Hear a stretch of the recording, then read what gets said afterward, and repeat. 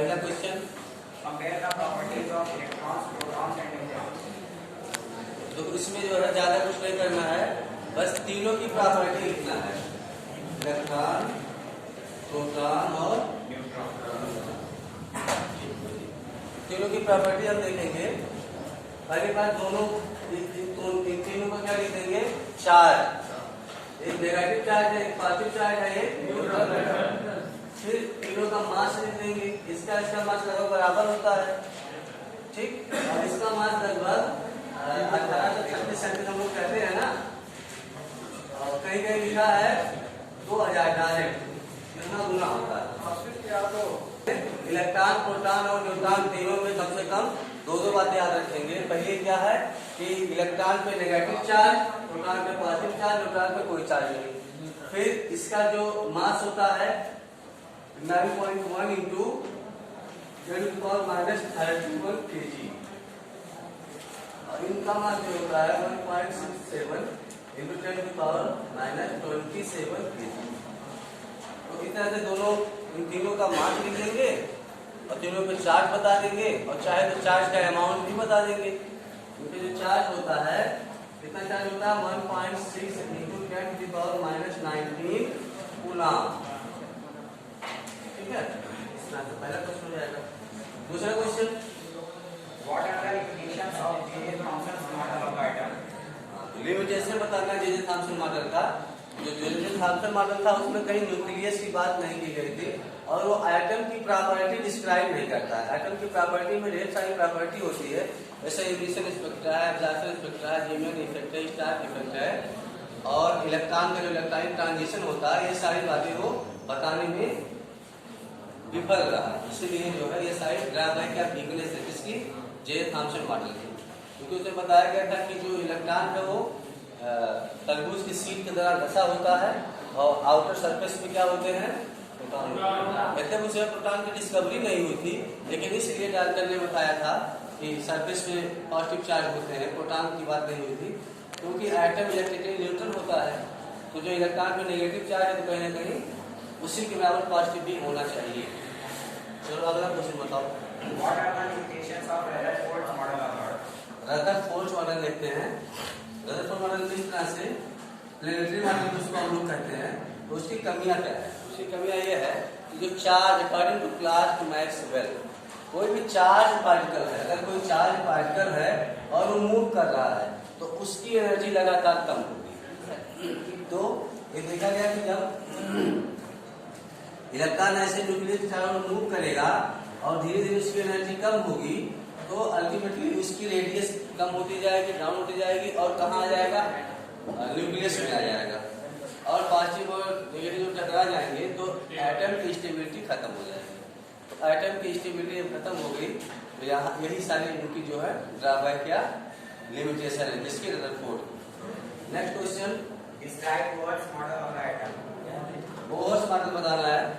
Bourse में यही Rutherford को जो है एक्सपेंड किया गया है। रदरफोर्ड को एक्सपेंड किया, कैसे एक्सपेंड किया गया, बोर ने कहा कि जो रदरफोर्ड का मॉडल है वो सही है, बस उसमें जो कमियां हैं उसको देख लेते हैं।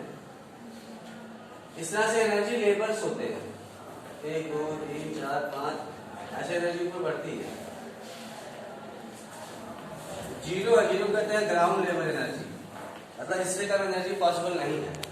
तो कहीं इलेक्ट्रॉन जो है एक सेल से दूसरे सेल में कहीं भी आ जा सकता है अकॉर्डिंग टू कंडीशन। अगर वो एनर्जी एब्जॉर्ब कर रहा है तो लोअर एनर्जी से कहाँ आएगा, हायर एनर्जी में। अगर इलेक्ट्रॉन एनर्जी को इमिट कर रहा है तो हायर एनर्जी से कहाँ जाएगा, लोअर में जाएगा। तो इसी को इन्होंने सेल कहा। इसी को क्या कहा, सेल। जैसे 1 2 3 सेल हो गया, के एल एम। इसी को एनर्जी लेवल भी कहते हैं, इसी को एनर्जी लेवल भी कहते हैं, इसी को प्रिंसिपल क्वांटम नंबर भी कहते हैं। तो इस तरह से बोहर का जो मॉडल है इस सारी प्रॉपर्टी लगभग बताता है, बस इसकी लिमिटेशन ये है कि ये केवल यूनि इलेक्ट्रॉनिक सिस्टम को बताता है। अगर एक इलेक्ट्रॉन है किसी भी एटम में तो उसकी सारी प्रॉपर्टी को बहुत अच्छी तरीके से बताएगा ये बोहर मॉडल। लेकिन जो नंबर ऑफ इलेक्ट्रॉन बढ़ जाते हैं तो इनका मामला गड़बड़ा जाता है, तब ये मॉडल फेल हो जाता है। Next question. Compare all the proposed models of an atom in this chapter. तो सारे मॉडल को देखना है, यही शुरू करना है, मतलब डाल्टन मॉडल से शुरू करना है और सबका तुलना करना है। इसमें क्या था, इसमें केवल इलेक्ट्रॉन है, इसमें क्या था, प्रोटॉन हो गया, इलेक्ट्रॉन भी हो गया, न्यूक्लियस भी हो गया, और इसमें क्या है, न्यूक्लियस है, उसके बाद में एक नया वर्ड आ गया ऑर्बिट। ऑर्बिट जो है ये किसकी देन है, बोहर मॉडल। ऑर्बिट किसकी देन है, दोनों में आपको ध्यान रखना, एक वर्ड है ऑर्बिट, दूसरा है ऑर्बिटल। जो ऑर्बिटल है ये मॉडर्न कॉन्सेप्ट की देन है, ये 3D होता है, 3 डायमेंशनल होता है, और ऑर्बिट 2D होता है। 2D का मतलब जैसे कोई सर्किल है, उसके चारों तरफ जैसे रिंग बना हुआ है, तो ये ऑर्बिट है। लेकिन ऑर्बिटल क्या है, न्यूक्लियस के चारों तरफ इलेक्ट्रॉन है, उसको हम लोग 3D बोलते हैं, आगे पीछे ऊपर नीचे सर्कल है। तो ऑर्बिटल कौन सा है, मॉडर्न कॉन्सेप्ट की देन है, 3D होता है, और ऑर्बिट 2D होता है। पांचवा तो आप लोग कर लेंगे। Question number 6, Summarize the rules for writing of distribution of electrons in various cells for the first 18 elements. कैसे हम इलेक्ट्रॉनिक डिस्ट्रीब्यूशन करेंगे देख लेते हैं। पहला रूल है 2n²। इसमें क्या है, पहले में अगर पहला सेल है तो 2 इलेक्ट्रॉन, दूसरा सेल है तो 8 इलेक्ट्रॉन, तीसरा है तो 18 इलेक्ट्रॉन, और चौथा सेल है तो 32 इलेक्ट्रॉन। 2n² से हम लोग फिल कर लेते हैं। एक बार यही कर लेंगे, एक बार 1 का स्क्वायर, 2 का स्क्वायर, 3 का स्क्वायर, 4 का स्क्वायर, सबके इंटू 2 कर देंगे। तो हमको इस तरह से इतना नहीं है, ठीक है। अच्छा, तो ये मैक्सिमम नंबर है कि अगर 1 है, 1 का मतलब केस है, 2 है, 2 का मतलब ये है, 3 है, इसका मतलब यह है, 4 है, इसका मतलब यह है। तो किस सेल में कितने इलेक्ट्रॉन रहेंगे, ये मैक्सिमम इलेक्ट्रॉनों की संख्या है। अब हम बात करते हैं किस तरह से इलेक्ट्रॉन को फिल करते हैं। तो जब हम इलेक्ट्रॉन की फिलिंग शुरू करते हैं 1 और 2, तो हम जानते हैं पहले सेल में के सेल में मैक्सिमम 2 इलेक्ट्रॉन रह सकते हैं, अर्थात 2 के बाद नए सेल में इलेक्ट्रॉन की एंट्री हो जाती है। यहाँ 2 रहेगा, यहाँ पे 1 हो जाएगा। अब ये 1 कहाँ तक आएगा, 1 2 3 4 5 6 7 8 तक आएगा। 8 तक आएगा, उसके बाद में नए सेल में इलेक्ट्रॉन की एंट्री हो जाएगी, यहाँ पे 8 हो जाएगा, यहाँ पे 1 हो जाएगा। फिर उसके बाद में यहाँ पे 2 होगा, यहाँ पे 8 भी रहेगा। अब 2 से ज्यादा तब तक नहीं होगा, ये 2 से ज्यादा तब तक नहीं होगा जब तक कि इसके पहले का कोष भर न जाए। ये पहले का जो सेल है, मान के के है, ये है, एल में इसको कितने इलेक्ट्रॉन, 8 इलेक्ट्रॉन, अब भर गया है, इसका मतलब इसमें 2 से अधिक होगा, 3 4 5 6, ये भी 8 तक आएगा, ऐसे ये भी 8 तक आएगा। जब यहाँ पे 8 हो जाएगा तो अगले सेल में 1 इलेक्ट्रॉन की एंट्री हो जाएगी। लेकिन हम जानते हैं यहाँ पे अधिकतम 2 ही रह सकते हैं, यहाँ पे 8 हो गया ना। अब यहाँ 2 से अधिक तब तक नहीं होगा जब तक इसके पहले का सेल यम में एक्टिव इलेक्ट्रॉन ना हो जाए। इसका मतलब यहाँ पे 8 है तो कितना हो जाएगा, 9 होगा, यहाँ पे 2 ही रहेगा, क्या हो जाएगा, यहाँ पे 2 ही रहेगा। फिर इसी प्रकार जब इसमें 18 पूरा हो जाएगा तो 2 के बाद इसमें 3 4 5 होता चला जाएगा, कहाँ तक जाएगा, 8 तक जाएगा। 8 होते ही नए सेल में इलेक्ट्रॉन की एंट्री हो जाएगी। इसका मतलब आउटर सेल में 2 इलेक्ट्रॉन तब तक रहेंगे जब तक कि इनर सेल में जितने इलेक्ट्रॉन होने चाहिए पूरी तरह से भर न जाए। और जब पूरी तरह से भर जाएंगे तो जो आउटर सेल है 2 है, जिसमें फिर 3 4 5 6 7 8 होगा, फिर नए सेल पे एंट्री हो जाएगी। इस तरह से हम लोग फिल करते हैं। ठीक भैया, अगला बताइए।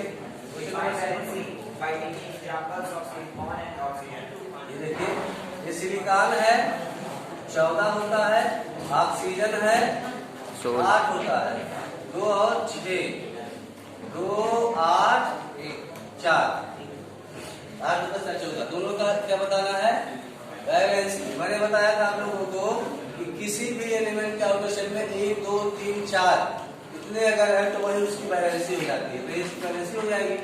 और अगर आउटर सेल पे 5 6 7 8 इतने मिलेंगे तो 8 माइनस बैलेंस से लिखेंगे, 8 माइनस बैलेंस से इलेक्ट्रॉन लिखेंगे, तो 8 माइनस 6 करेंगे, ऐसे आएगा 2। तो ऑक्सीजन की वैलेंसी 2 और सिलिकॉन की valency 4। Next, Explain with examples. First atomic number. Atomic number तो आपको बताना है। एटॉमिक नंबर देखिए, एटॉमिक नंबर जो होता है इसको हम लोग जेड से रिप्रेजेंट करते हैं। यही बराबर होता है नंबर ऑफ प्रोटॉन और यही बराबर होता है number of electron. In neutral atom, in neutral atom, अगर एटम न्यूट्रल एटम, इसी को हम लोग एटॉमिक नंबर कहते हैं। किसी भी एटम के न्यूक्लियस में जितने प्रोटॉन होते हैं उसको हम लोग क्या कहते हैं? एटॉमिक नंबर कहते हैं। सेकंड है मास नंबर। सेकंड है मास नंबर। मास नंबर का मतलब होता है number of proton plus number of neutron. Proton और न्यूट्रॉन का जो सम होता है उसको हम लोग मास नंबर कहते हैं। अगर न्यूट्रॉन की सम निकालना हो तो लिखेंगे A माइनस जेड। ये क्या है? मास नंबर है, और जेड क्या है? Atomic number. ऐसे देखिए, ऐसे बड़ा सा ई लिखिए, E for element, E for या नीचे लिखते हैं जेड। जेड का मतलब होता है एटॉमिक नंबर, जेड का मतलब एटॉमिक नंबर। यहाँ ऊपर लिखते हैं ए। ए का मतलब होता है मास नंबर या एटॉमिक मास। मास नंबर और एटॉमिक मास, एटॉमिक मास।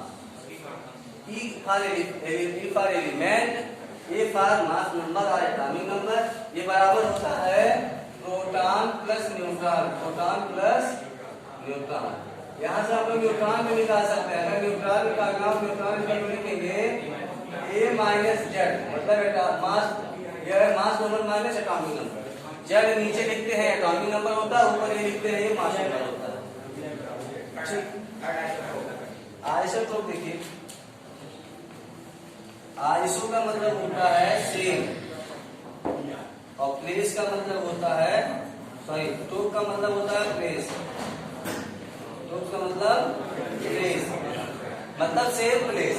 सेम का प्लेस का मतलब होता है एक का पीरियोडिक टेबल में एक ही स्थान से हाइड्रोजन जो है उसका स्थान एक ही है। तो आप कहेंगे item of same element, element एक ही है। Item of same element having the same atomic number and different mass number. एक का मास नंबर 1 है, एक का 2 है, एक का 3 है। तो आप कहेंगे isotopes are the item of same element having the same atomic number but different mass number. इन्हीं को हम लोग क्या कहते हैं? आइसोटोप्स। यूज बताना, यूज देखिए, एक आइसोटोप होता है कोबाल्ट, जिसका यूज किया जाता है कैंसर के ट्रीटमेंट में।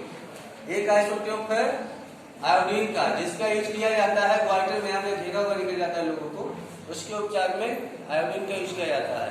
एक आइसोटोप है यूरेनियम का, यूरेनियम 92, यूरेनियम 92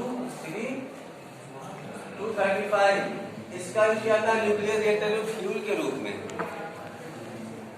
और एक कार्बन का है C14, इसका यूज करते हैं कार्बन डेटिंग में। जो कोई फॉसिल्स होता है, जब कहीं खुदाई की जाती है, कोई मूर्ति या कोई ऐसा सबस्टेंस मिलता है, या कोई जो है किसी जीव का अंश मिलता है, उसमें ये पता लगाते हैं कि ये कितने साल पुराना है।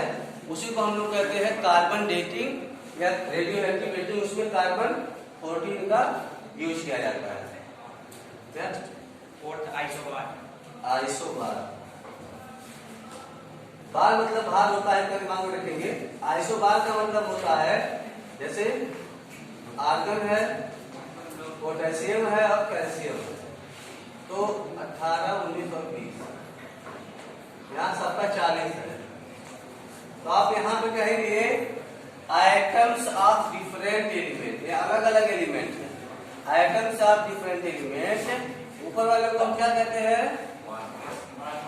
मास, atomic mass. Having same atomic mass but different atomic number are called isobar of each other. दोबारा सुनेंगे, atoms of different element having the same mass number but different atomic number are called isobar. Next, Na+ has completely filled K and L cells. Explain.